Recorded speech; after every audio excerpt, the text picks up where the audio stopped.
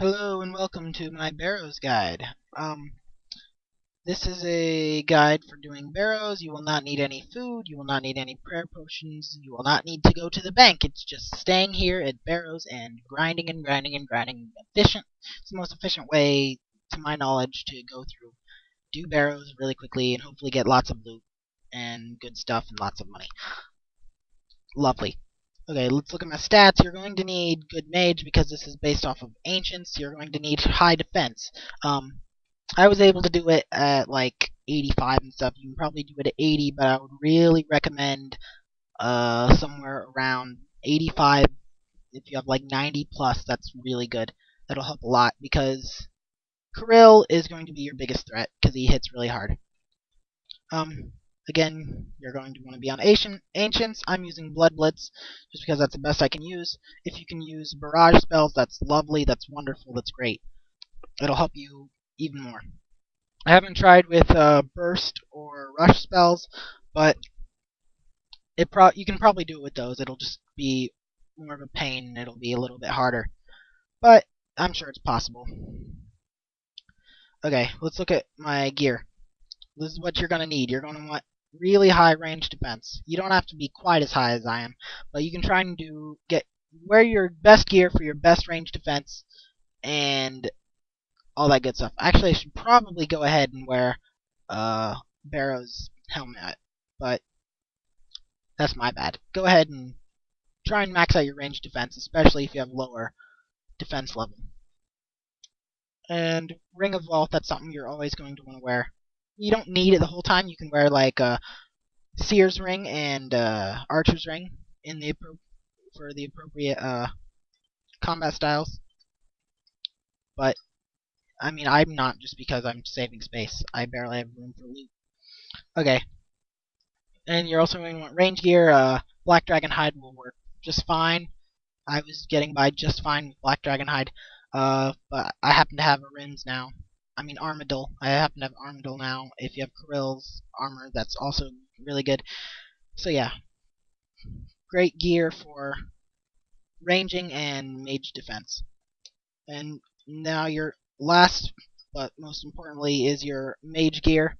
That's what you're going to use most of the time on all the melee brothers. Mystic will probably work just fine. I really recommend Stream Necklace if you have it or can get it. That'll help a lot, and Staff of Light will really help a lot because of course you've got your mage damage boost, which is wonderful. But you've also got the special attack, which will cut all melee damage in half. So you use that right before you fight Derek, and that can help you a lot. If you happen to get unlucky and he hits a big hit on you, it'll only be half as hard as it would otherwise be. So we're going to start out with Kirill. Generally, I like to fight Kirill first, especially if I have high health. If you have low health, don't do Kirill. Run around, do the melee brothers, and heal up. I'll show you how to do that when I do them. But if you have high health yet, then go ahead and do Kirill first. You're going to need to have your special bar full. So also, if you don't have your special bar full and you don't have high health, then save Kirill for later. Let's go for it.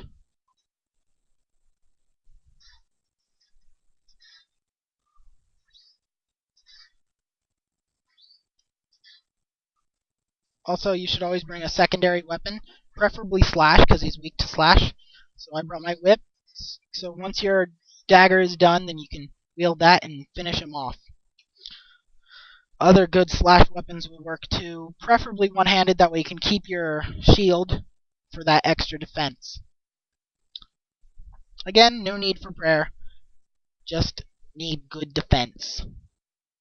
Great defense even, but it needs to be really good. That'll help a lot. If not, I died a whole bunch of times before I had good gear and stuff. Okay, so switched over to range, then fight a rim. Not much strategy here. All you gotta do is kill him.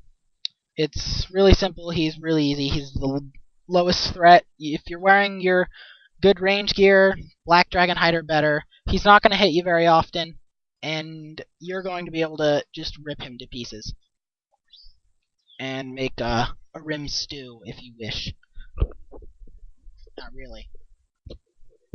He does have special spells which will, as you can see, you feel weakened, you feel confused.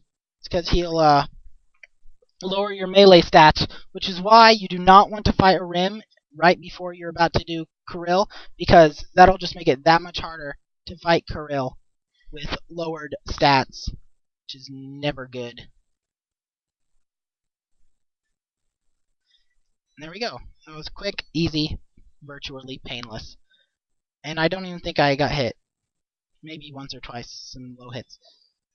Now, I didn't say it before, but the center one is a rim. The southernmost one is Kirill, so go south and then to the middle, and then you can go to any one of the Melee Brothers. If you're low on health, don't go to Derek. Right now I'm above Torag's mound. You want to swap over to Mage and set your autocast. So yeah, swap over to your Mage gear, set your autocast, and dig. The southwest mound is Torag, which is the dude with the hammers. His special attack isn't very painful. Come on. Okay. You want to cast it, and then step back, and then start blitzing. You want to do ice first, freeze them, and then blood for heals. You get healed like 20% of all the damage that you deal. You can do about 4 hits after you freeze. With blitz, it's probably like 3 and 2 for burst and rush, respectively. And it's like 6 for barrage. So barrage will really help, but you'll have to stop and freeze him more whenever you're on those. Whenever you're on the lower spells. But it's possible, you know. Okay, now we're going up to Varrock on the northwest mound.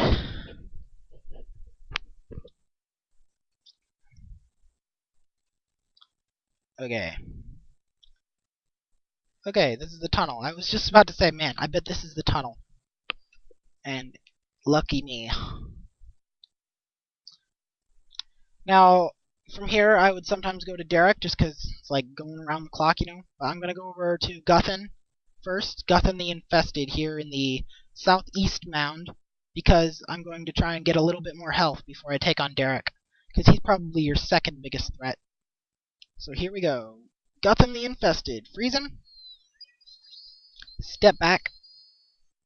And then start blood blitzing. And watch your health go up. And his health go down.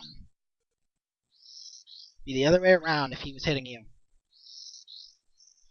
And then, see, right before your last cast is over, you want to run behind the coffin so he can't attack you. And then you can, like, stand back as far as you can. And wait for the cooldown, because there's like 1 or 2 seconds after he unfreezes before you can actually have a successful freeze on him. So you stand back for a couple seconds, and then you step out and freeze him real quick before he gets to you. And then voila, he's frozen, you can keep on attacking him. That time he just happened to die. Hopefully we don't take too much damage here on Derek. Usually it's not too bad. If you be careful and you don't get unlucky, you should be fine.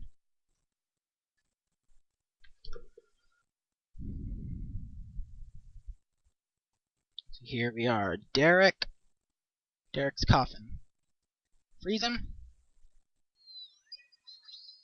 Step back. Start blood bursting.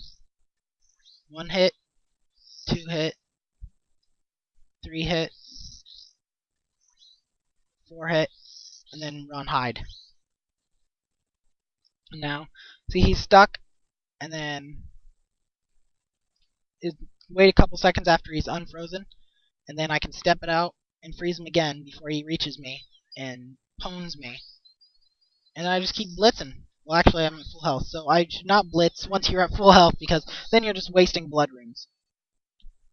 Ice Blitz will probably hit harder, and it's cheaper too, so use Ice Blitz as much as possible. Only Blood Blitz whenever you're low on health. Okay, now over to the tunnel. Correct tunnel. Don't forget which tunnel you went in. Which one of them was the tunnel, because then you just gotta run around and check them all, which is never fun. They won't respawn though, so it's not like you have to kill them more than once. So let's go in now. Do you want to enter? Yes, of course I do. I have no fear. Why would you think that I would be afraid? Okay. There's always one door in the first room in the tunnel. One door that you can go through, and from there you just have to keep on trucking through there trying to find the door to the center. It's always in the corner, so there will be two across from each other and one out. It's like a T. And the two across from each other will usually be ones you can go through, and you want to go through the other one in the middle, because that's the one that will take you to the center. And then you just keep sort of going around here. Look at a map of it you can find on websites and stuff to find out how this works. But you just pretty much just run around. Sometimes that'll happen. Anytime you go through a door, there's a chance that the fifth brother will appear. And you just want to freeze him real quick and step back. And it's a pain here because there's nothing to hide behind. So you just have to sort of hang in there and hope you don't lag. Cheese and rice, what the fudge. Okay, I survived. And he did not. Now I'm just fighting this skeleton that attacked me. So yeah, you can kill him. If you don't want to fight him, like if you're low on health and it's Derek or something and you don't want to risk it, you can go ahead and run through all the way to the end, and you can get them stuck behind the chest and stuff in the last room. So they will always spawn in the last room if you haven't killed them yet, but there's any chance that they can spawn anytime you open a door. So you can get like 3, 4, 5 of them, 5 of the same guys spawned right then attacking you if you just keep on running back and forth through doors. It's not a good idea, but it's kind of interesting that you can do that if you want. You can also use this area to heal. Yeah, you got these little puzzles that you got to do whenever you find the room to the center. You can heal on these guys.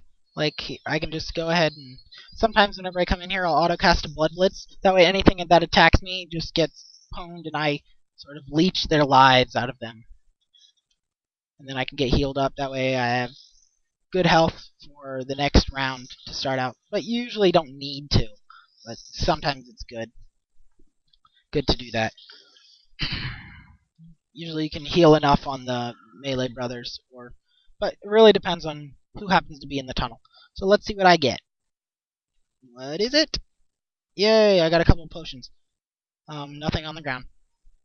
Potions are always an option for something to get if you're wearing the Ring of Wealth. Potions or sharks, I think, are exclusive loot for Ring of Wealth wearers. I don't think you need to be wearing the Ring of Wealth the whole time in order to get it. Probably only when you open the chest, but I'm not entirely sure. I haven't tested it. Potions can be useful for restoring your melee stats that get lowered by a rim if you're going to do a rim and then Kirill for some reason, or if you just feel like doing it backwards, you can go ahead and drink your potion. And the defense potion is always great for right before you fight Kirill. I'm lagging really hard. So yeah, you just gotta try and remember how you got there and then run that same way back. I'm almost out, I think.